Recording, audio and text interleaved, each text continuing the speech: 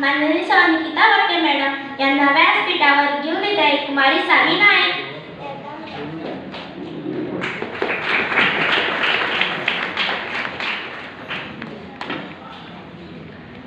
देवस्थानाचे उपाध्यक्ष माननीय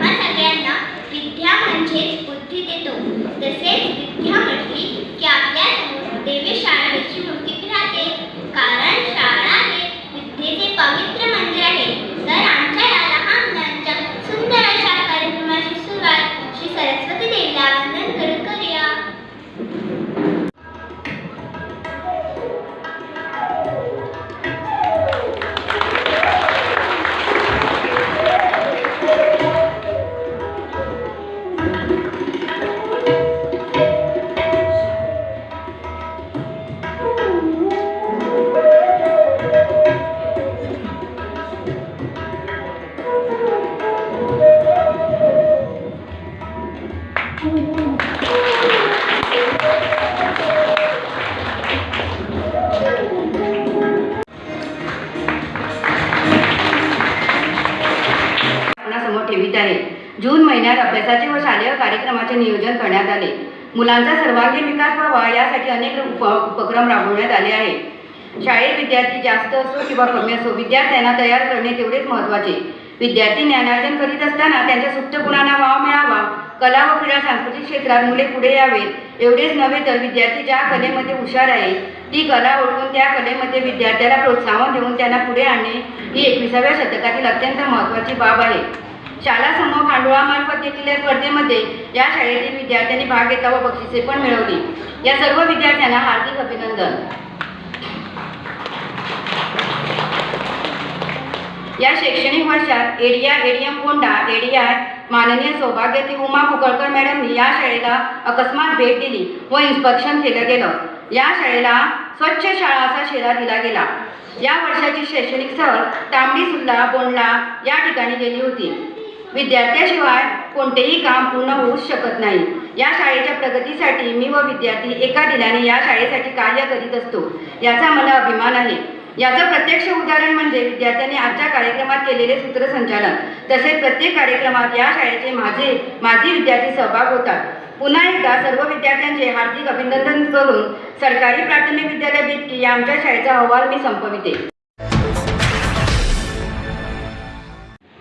ह्या शाळेला स्वच्छ शाळा आणि सुंदर शाळा असे आज घोषित करण्यात आलेलं आहे.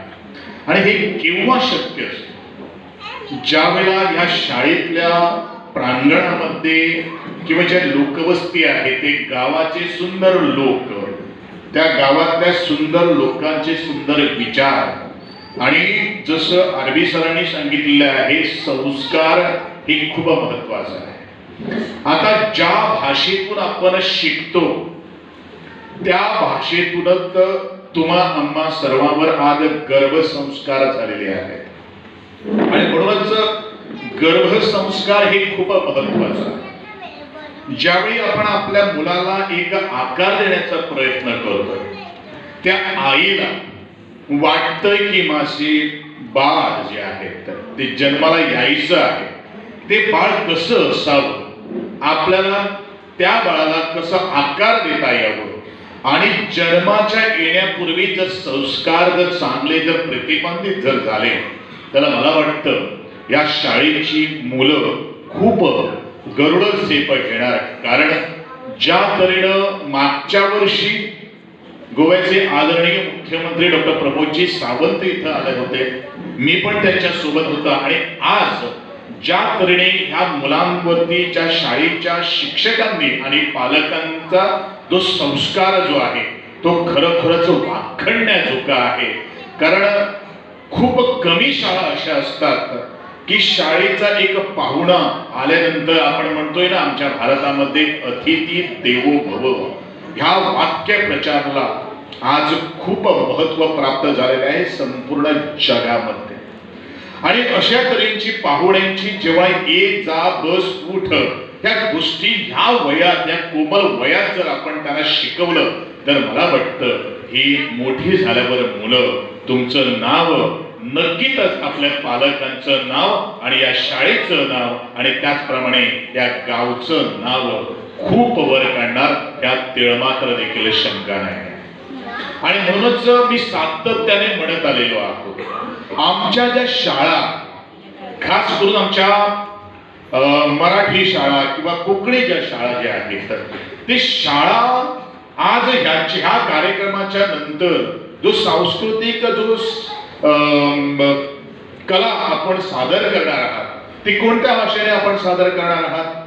ज्या भाषेतलं ज्ञान आपल्याला आहे, जी भाषा आपण सहज बोलू शकतोय किंवा ज्या भाषेमध्ये जे सादर केल्यानंतर तुमच्यासारख्या रसिक जनाला ते आवडू शकतं अशा भाषेतूनच आज संस्कार झालेले आज दिसत आहात. आणि म्हणूनच शाळेचा परिसर फक्त सर्वांग सुंदर किंवा स्वच्छ असलं म्हणजे त्याला नामांकन मानांकन नाही मिळतं, परंतु विचार हे खूप महत्वाचं आहे.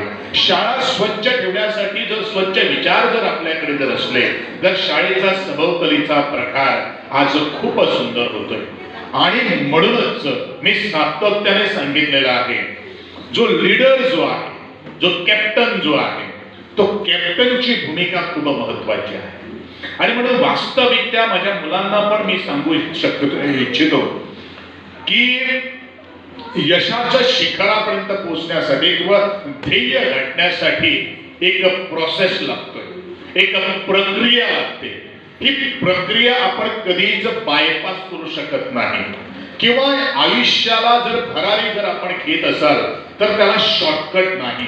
ज्या प्रक्रियेतून आपण जर गेला तरच तुमच्या समोर येणारे जे अडथळे जे आहेत, तुमच्या पुढे येणारे जी संकटे आहेत ते सहजपणे आपण झेलू शकतात. आणि त्यासाठी मन जे आहे ते मन पहिल्यांदा घट्ट होणं, ते धाडस निर्माण होतं, संयम बाळगणं आणि त्याचबरोबर संकटावर मात करणं हे पहिल्यांदा शिकलं पाहिजे.